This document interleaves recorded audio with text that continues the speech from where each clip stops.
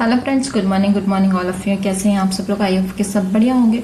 तो चलिए चलते हैं आज कौन सा डेट हो गया हमारा 22 जून 2025। और चलिए चलते हैं आज की करंट अफेयर की क्लास की। और पहला क्वेश्चन देखते हैं। हाल ही में चर्चा में रहा मडूरा डीजल लोकोविट प्लांट कहाँ स्थित है? उसका आंसर होगा सारण में।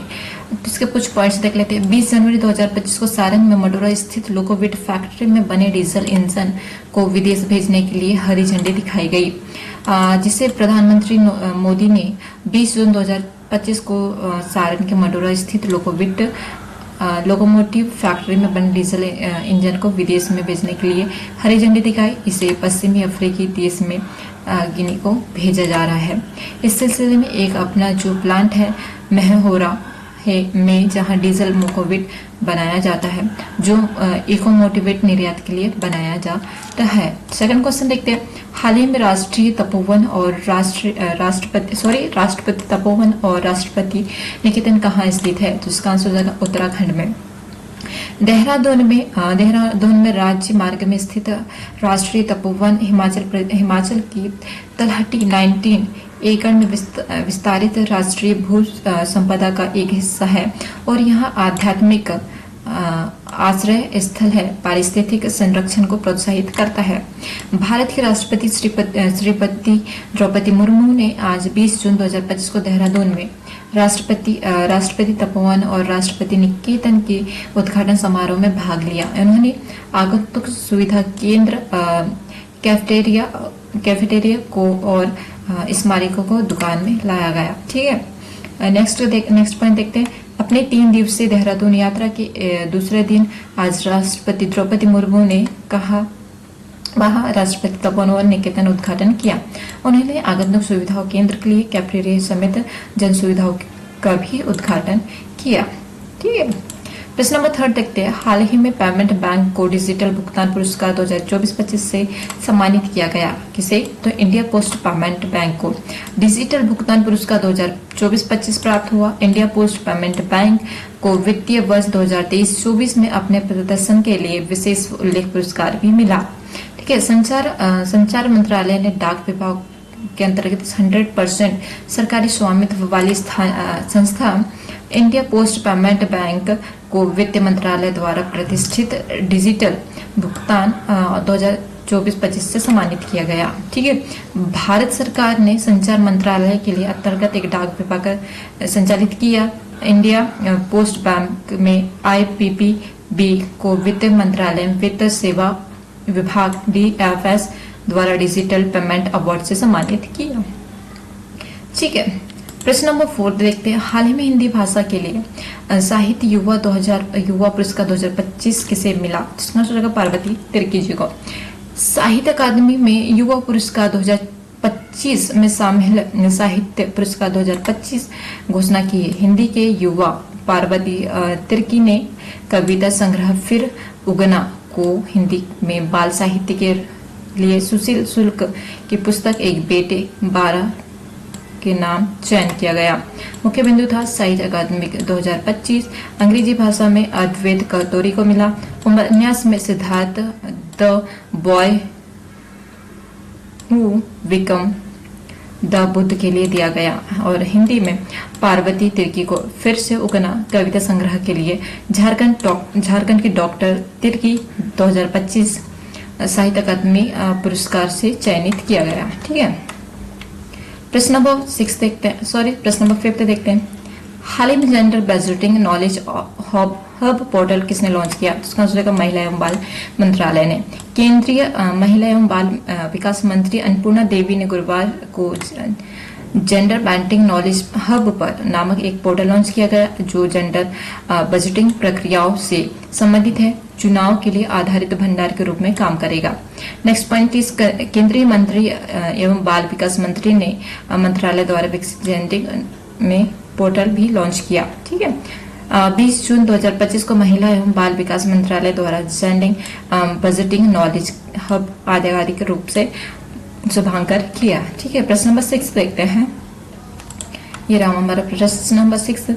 हाल ही में जनजाति मंत्रालय ने किस उद्देश्य से भगवान बिरसा मुंडा पुरस्कार शुरू किया? जिसका सिकल सेल ड्रग्स के अनुसंधान के लिए। इसके हमारे कुछ पॉइंट्स देख लेते हैं। हाल ही में जनजाति मामलों के मंत्रालय ने भगवान बिरसा मुंडा पुरस्कार सिकल सेल रोग के अनुसंधान और उपचार उत्कृष्ट योगदान के लिए शुरू किया गया। यह पुरस्कार सिकल रोग से पीड़ित लोगों को जीवन में बेहतर बनाने के लिए काम करने के लिए व्यक्तियों को संस्थाओं को मान्यता दी गई। 15 नवंबर को भगवान बिरसा मुंडा की जयंती एवं जनजाति गौरव दिवस के रूप में मनाया जाता है। ठीक है। प्रश्न नंबर 7, हाल ही में वर्ल्ड इन्वेस्टमेंट रिपोर्ट 2025 के अनुसार भारत के विदेश प्रत्यक्ष निवेश FID प्राप्त करने में कौन सा रैंक हासिल किया? इसका आंसर होगा 15 विश्व निवेश रिपोर्ट 2025 नवीनतम। ठीक है।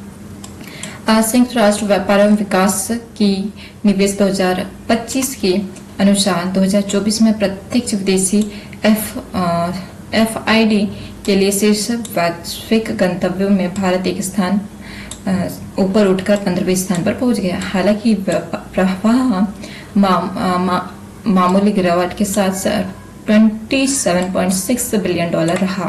विश्व निवेश में 2025 के अनुसार भारत अब प्रत्यक्ष विदेश नीति में आकर्षित कर रहा है, लेकिन पूंजी निर्माण में इसका योगदान पहले की तुलना में काफी घट गया है, जिसने देश की आर्थिक वृद्धि में तेजी बढ़ाने के लिए। ठीक है। इससे रिलेटेड हम कुछ पॉइंट्स देखते हैं। प्रत्यक्ष विदेश नीति, विदेश FID में गिरावट 2024 में वैश्विक FID 11% घटकर 1 ट्रिलियन डॉलर रह गया है। शीर्ष पर कौन है? 20 प्राप्तकर्ता विकासशील देशों में अधिकांश FID का प्रवाह घटा। नेक्स्ट देखते हैं। भारतीय रिजर्व बैंक RBI के अनुसार भारत का निव्वल प्रत्यक्ष विदेश निवेश FID 2023-24 में 10% 0.1 बिलियन अमेरिकी डॉलर से घटकर कितना 2024-25 में मात्र $0.1 रह गया है, 0.4। भारत दुनिया में सबसे लोकप्रिय FID गंतव्यों में से एक बना हुआ है। 2024 में भारत ने अप्रैल 2000 से संचयी विदेश निवेश में US ट्रिलियन प्राप्त करने की उपलब्धि हासिल की। FID प्रवाह को आकर्षित करने में भारत एक प्राथमिकता दे रहा है।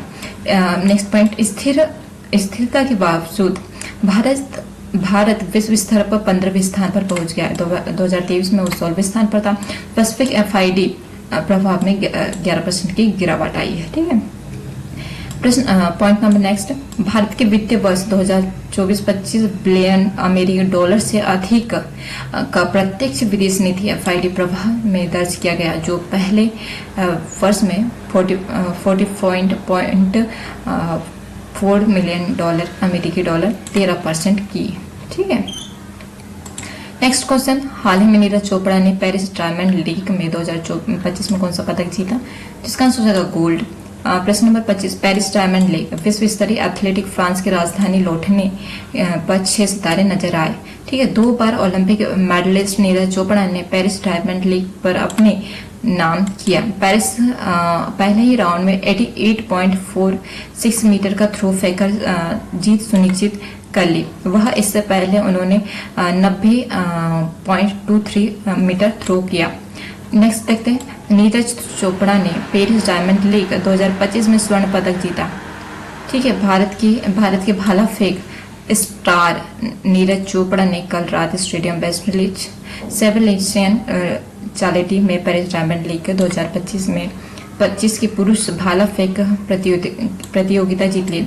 2 बार ओलंपिक पदक जीता नीरज चोपड़ा जी ने पहले प्रयास में 88.416 पॉइंट मीटर सर्वश्रेष्ठ प्रयास में के साथ एक खिताब जीता है। ठीक है। प्रश्न नंबर 9, हाल ही में योग दिवस कब मनाया गया? तो 21 जून को मनाया गया। योग इसकी सार्वभौमिक अपील को स्वीकार करते हुए अंतर्राष्ट्रीय योग में 2025 की थीम क्या थी? एक पृथ्वी एक स्वास्थ्य के लिए योग समग्र कल्याण और पर्यावरण के प्रति जागरूकता और रेखांकित करती है। यह केवल शारीरिक व्यापार नहीं बल्कि एक अभ्यास है जो मानसिक और आध्यात्मिक पहलू को एकीकृत कर व्यक्ति को आंतरिक शांति और संतुलन प्रदान करती है। 11 दिसंबर 2014 को राष्ट्र ने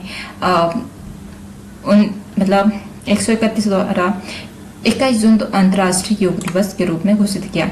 अंतर्राष्ट्रीय योग दिवस 21 जून को मनाया गया। यह दिन उत्तरी गोलार्ध के वर्ष के रूप में भी लंबा है। 11 जून 2014 को अंतर्राष्ट्रीय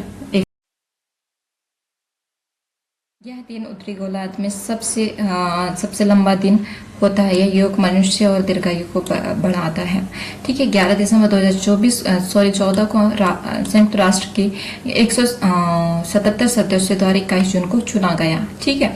प्रश्न नंबर 10 देखते हैं। हाल ही में तीरंदाज एशिया कप 2025 सिंगापुर चरण सेकंड में भारतीय तीरंदाजों ने कितने पदक जीते? तो 9 मेडल। इसमें भारत तीरंदाज एशिया कप सिंगापुर चरण सेकंड भारतीय तीरंदाज कितने पदक जीते? 9 पदक जीते। 2 स्वर्ण और 6 रजत और 1 कांस्य, जिसमें इंडिया फर्स्ट नंबर पर है। ठीक है।